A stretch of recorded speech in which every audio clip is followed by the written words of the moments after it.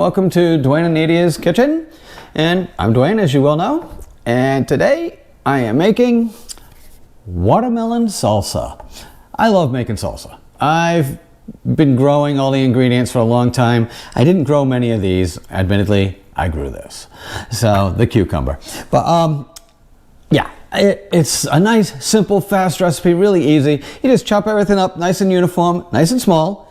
Bring it all together, get your lime in there, get your garlic in there, some onion, and the cucumber I like to add, and I've picked up a nice fresh mango that I also like to add. The only things that are really primary parts to this recipe is the watermelon, the jalapenos, the cilantro, the lime, and really I'd say you really can't do without the garlic either. But you know, onions, you could use shallots, you can use scallions, you can substitute that addition to this recipe, and there's a lot of ways you can go about it. Once again, it's a bit of a free form. It's due to your liking.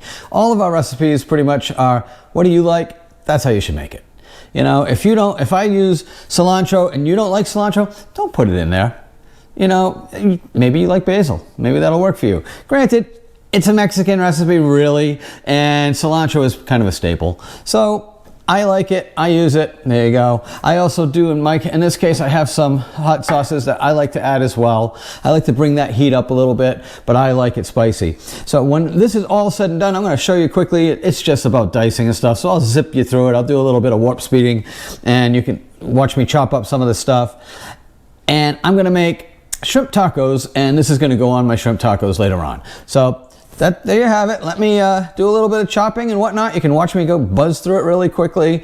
I will leave the recipe with the amounts of everything. Basically, I am going to use like 4 cups of diced watermelon. I'm going to use these 4 jalapenos.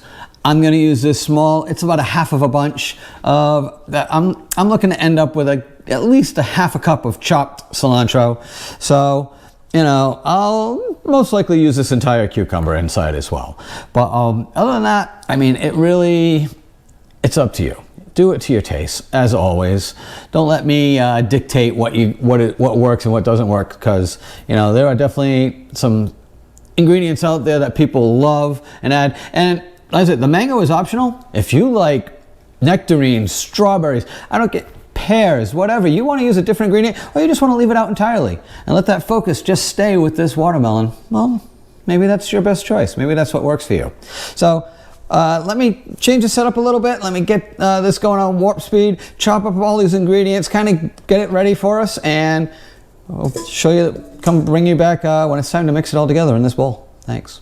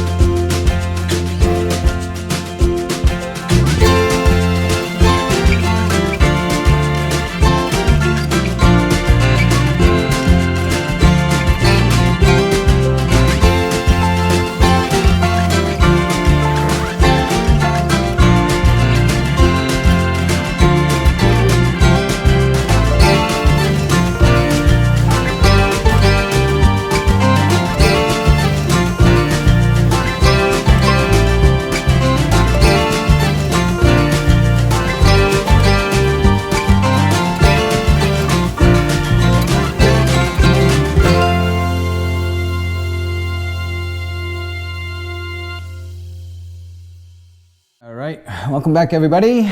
I'm done zipping around. I've got all my ingredients chopped up.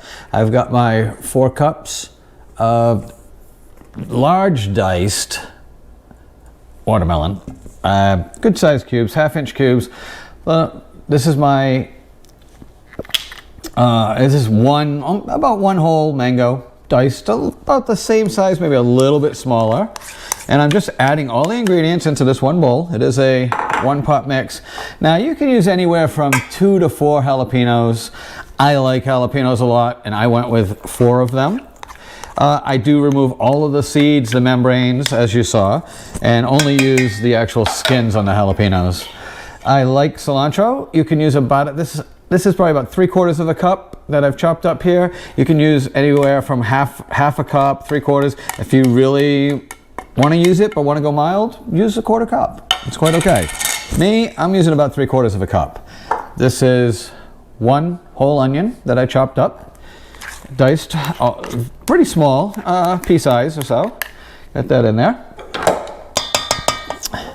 And 1 medium-sized cucumber, also diced a little, maybe a little bigger than, about the same as the mango, which is diced up fairly small. I don't recommend using any type of food processor for this, simply because food processing tends to kind of like really almost, you start to puree things. And you want things to start off nice and firm and let the lime juice do the softening.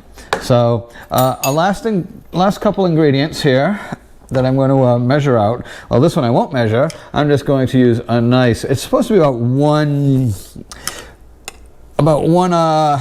nice clove of garlic. So there you go. I added in my little clove or so of my minced. I like garlic, so I don't have a problem leaning on the heavy side. Salt I'm adding. That's a to-taste thing. I'm just shaking it in, but I'm saying I'm gonna add at least a half a teaspoon to maybe 3/4 of a teaspoon. I'm shaking in a good amount, as you can see. You really do want it to kind of brighten up the flavors, and that's what salt and sugar does. In this case, salt. So here we're gonna use, let me shake that a bit up first, make sure that's nice and shaken up. I use about 4 tablespoons, and I think because I've got the extra jalapeno in there, I'm gonna go with about 5 tablespoons of this lime juice here. So you get about 2 tablespoons in a regular lime. So I would say you'd use at least 2 tablespoons in this recipe. Once again, that's to taste. I'm gonna add my 5th one here. And this needs to sit once you make it up. You want to stir it and let it sit. You know what, before I stir it too much, I love my pepper. This is the Red's hot sauce. It's very comparable to Frank's. I don't want to take over the flavor with this, but I do want to put in a nice little amount to add some good flavor. It is a very vinegar-based, it's actually a fermented hot sauce. It's made in Rhode Island, and that we got it locally. We tried it out. Actually, it was given to us by Hemingway's restaurant. They gave us. This is extremely hot. It's called Paladin's II hot sauce that we first tried in Portugal. I am going to add a little because I'm a big heat fan, but I am literally 2 drops. That's it. This will be hot. So now it's about mixing everything together and letting the lime juice do its thing. So this is actually, with all of this, I am using a big spoon to mix it because I'm really, once again, I'm not trying to pulverize anything. I want it to stay as chunky as possible, but I really want to get everything mixed in together here. And then I'm going to show you quickly. I'll put it on a little plate just so you can kind of see it even before it's really had a chance to like really cook down with the lime juice, because that's what it's going to do. The lime juice is going to reduce all of this. It is not going to end up this giant bowl that I have here in front of me right now. It'll probably at most be about 2/3 of the size that it is in this. And when I put it in a clear container, as it cooks down, you'll actually see the juice level rise in the container. So it'll start off with very little juice present, but by the next day, that juice level is going to come up a lot. So I definitely recommend giving this at least several hours at a minimum for flavors to really come through and whatnot. Now you can add additional flavoring here. You like cayenne pepper, you can add some in. You like some black pepper, you can add some in. I may even add a little pinch of black pepper because I am a fan. And but let me put a little bit of this on a plate and I'll show you in a minute what I got here. All right, so I'm going to show you a nice close-up. There she is. It's a beautiful little, it's almost looking like a salad right there. As you can see, the onions look very white still. I'm sure everything's still very crunchy. This is one of those recipes, you make this, you got to give it 4 hours or more in the fridge. You want it cold. You want it to actually start doing some of that work of let the lime juice start working. I even go back like maybe every couple of hours and give it a little bit of a stir. Let the stuff that's not in the juice get down in the bottom, let it get into the juice. And it did make, this is 8 cups inside of that bowl. So it made a fair amount, and I know it's super early, but I'm gonna taste it just because I wanna see how the heat level came through.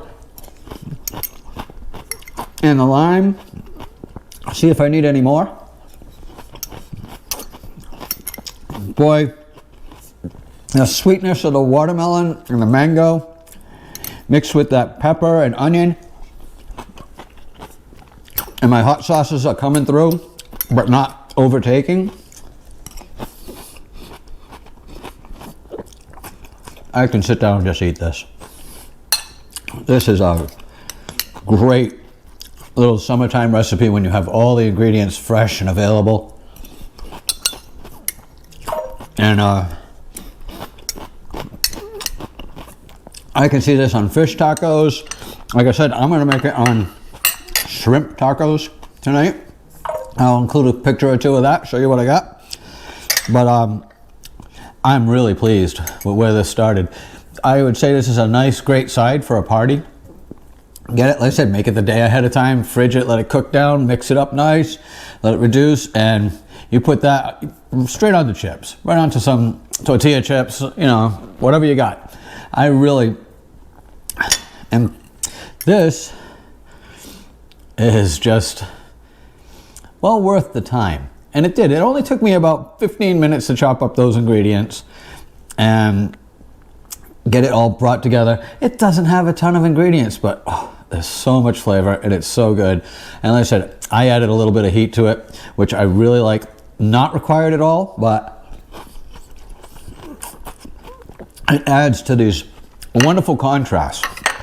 I love hot and sweet together all the time. It just does so much to really, like, each one enhances the other. The sweet enhances the hot, and you just get so much going on in your mouth.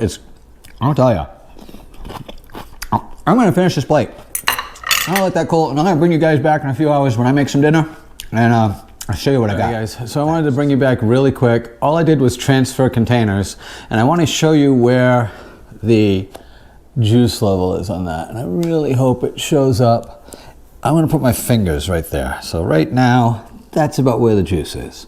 So it's really already about 2/3 of the way up, which is surprisingly high, but I'm assuming that a lot is coming out from the watermelon and whatnot. Now this is a nice sealed container, so it is going to let me be able to kind of just spread the juices around like that as it marinates, so that it is going to end up nice, flavored, everything will reduce down. So as you can tell, this thing is filled right to the top. I'll even give it a quick open and show you. I mean, that is totally, totally full.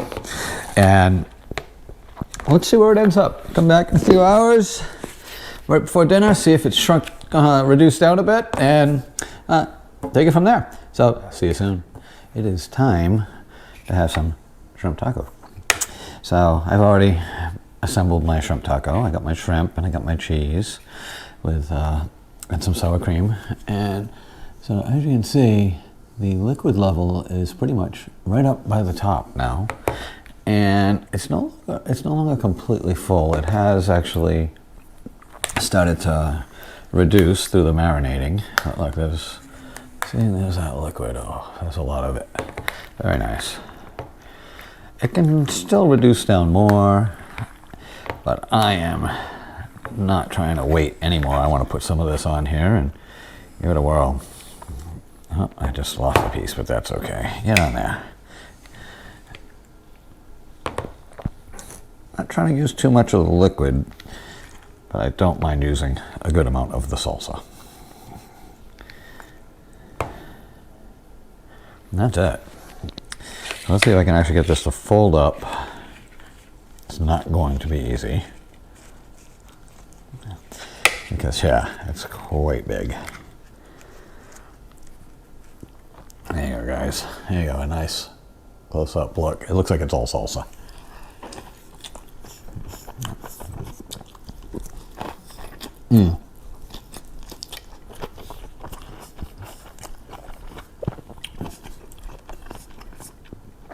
That is very good. The shrimp's nice and warm. You got the cheese, sour cream. And the salsa is that sweet and a little bit of the hot coming through from the peppers. I'm going to eat my messy taco. I enjoy it with the salsa. The salsa can last for several days, even by a week. It's really reducing down a lot, and it may not be peak, but I would say you can at least get 3 or 4 days out of it with no trouble, and it'll be excellent the whole time. It's just going to keep reducing down, marinating, and just building flavor over the next few days. And like I said, definitely great recipe, well worth doing. This is Duane and Nadia, Food, Travel, and Fun. Remember, subscribe, like, tell your friends.